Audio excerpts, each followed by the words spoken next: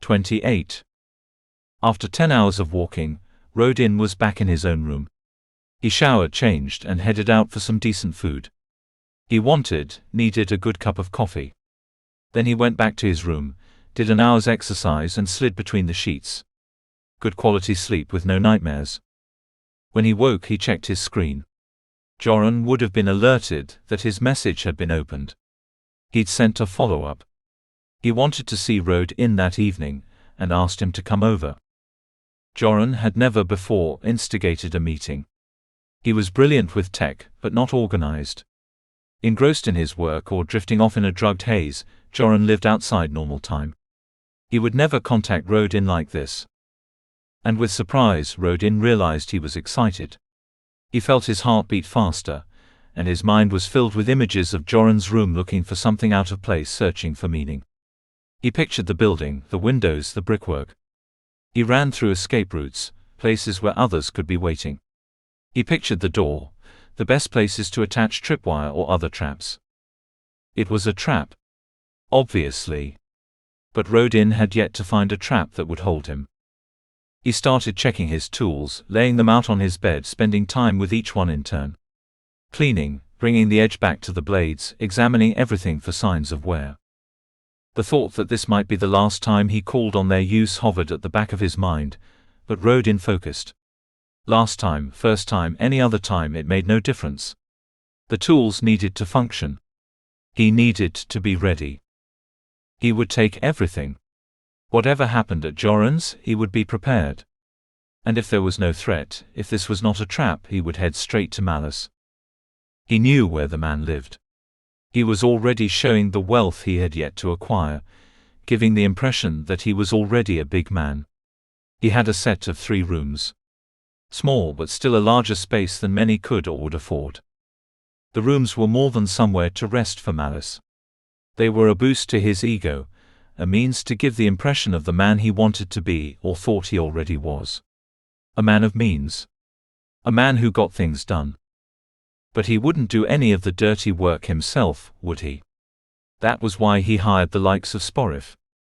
Rodin shook his head to clear the rising images. He'd lost control. It happened. It wouldn't happen again.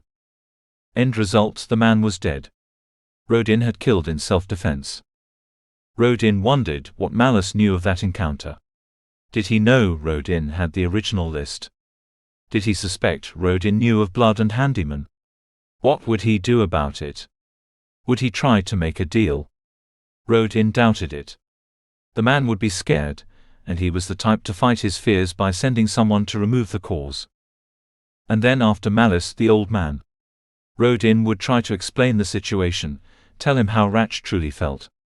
The controller was already suffering. Wasn't that enough for Effie's father? But first he'd meet Joran and uncover this trap. Rodin pressed the screen, calling Joran's room. The response was almost instant, as if the man had been waiting. Iceman. Come on up. Rodin pushed through the door, eyes scanning the hallway beyond. The corridor ran straight, with nowhere for anyone to hide apart from behind doors. Joran's voice had sounded forced. There had been the usual rise and fall, the slur of the words and the hesitation after the first word, as if Joran's brain was struggling to come up with more to say. But there was a quiver that Rodin had not heard in a long time. That time had been some years ago, the first time Rodin had approached Joran. He'd requested work from the techie, and he knew his own reputation preceded him. Joran had been reluctant, saying that he was too busy. But Rodin knew this was a lie. Joran simply didn't trust Rodin. So he'd pushed, knowing Joran would take his insistence as a threat. And Joran's voice had shaken like it had just now.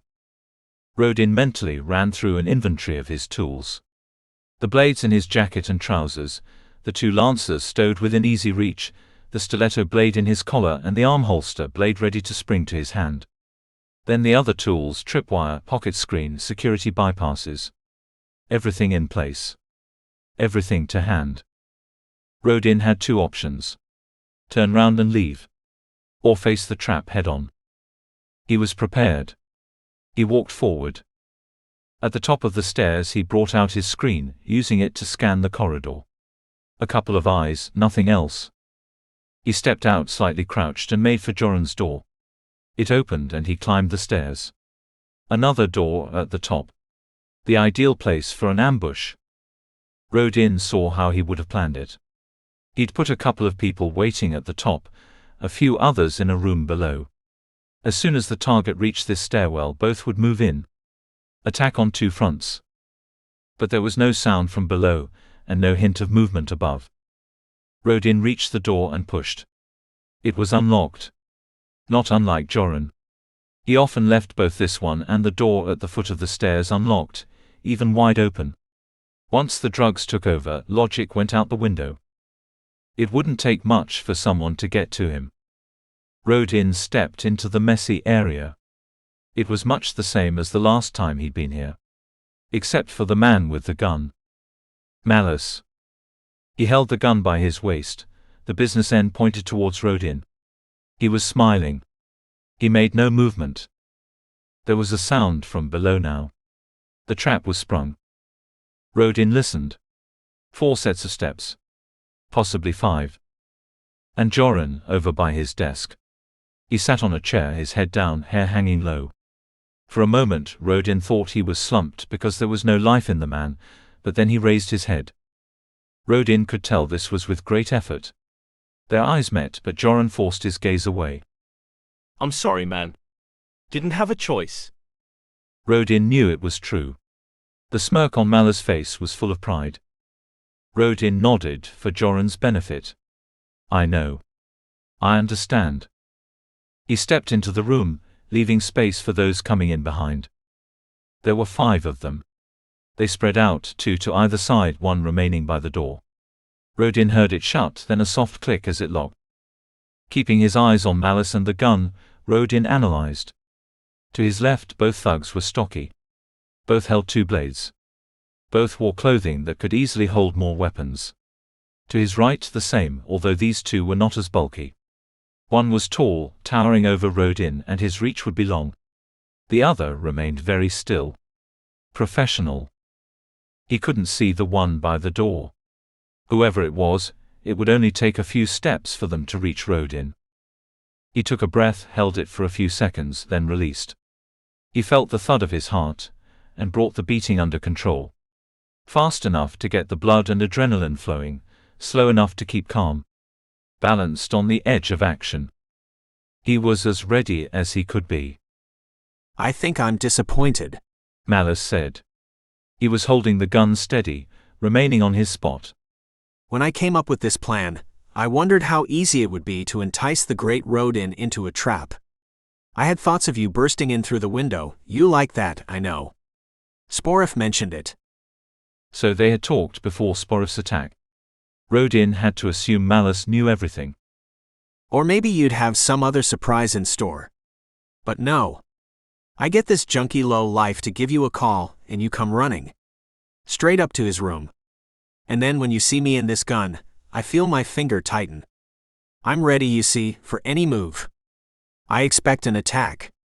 But you stand there doing nothing. Malice shook his head, the first movement he'd made.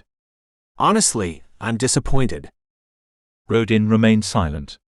There was so much he could say, but he'd let the man continue. Let him get into a flow, and see where this was going. I see you've returned from the north. I knew you were heading that way, of course, but I was upset when you stopped my source of information. All he was doing was following and reporting back to me. He was not to interfere, and definitely not to harm you in any way. Yet you attacked him. Malice was starting to wave his left arm now, becoming more animated. Oh, I know you didn't kill him. I suppose I should be thankful for that. Although if you had, I wouldn't have had him arguing for his money. As if he still deserved paying after such a failure.